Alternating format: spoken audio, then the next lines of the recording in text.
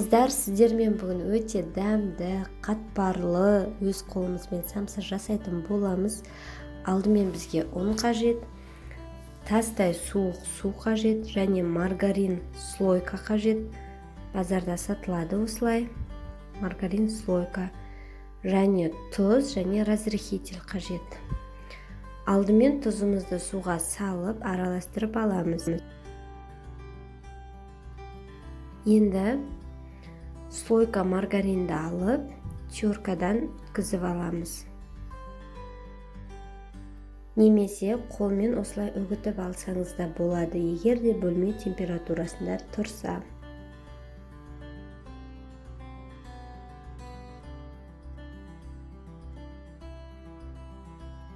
Барлығын араластырамыз осылай.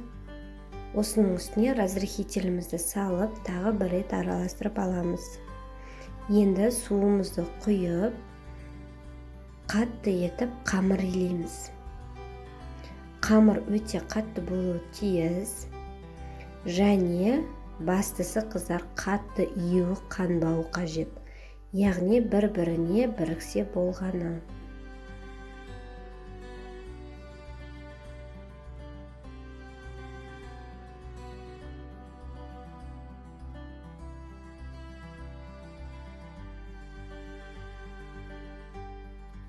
Қатты июін қандырмаңыздар, міне осындай қамыр шығады. Осыны холодильникке жарты сағатқа қойып аламыз.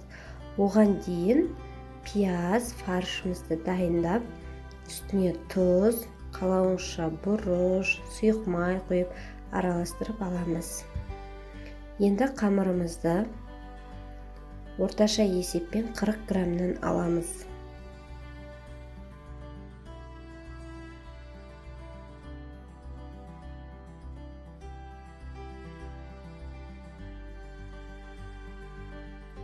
Бірдей етіп 40 граммнан бөліп, осы қамырды алып жаямыз.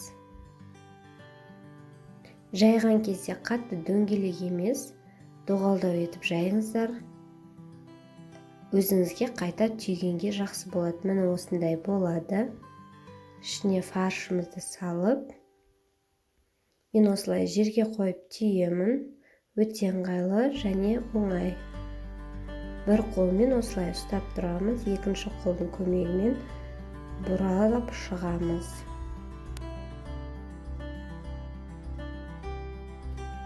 Өте әдемі түйіледі. Ең соңғысын міне ішіне қарай кіргіземіз.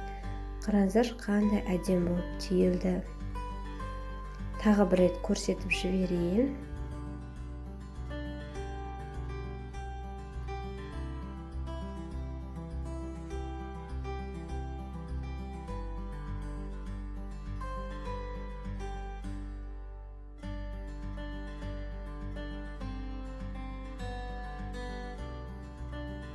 Мінекей осылай дайын болды.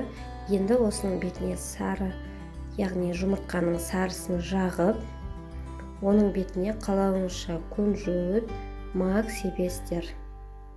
20-25 минутқа 200 градуста пісіріп аламыз.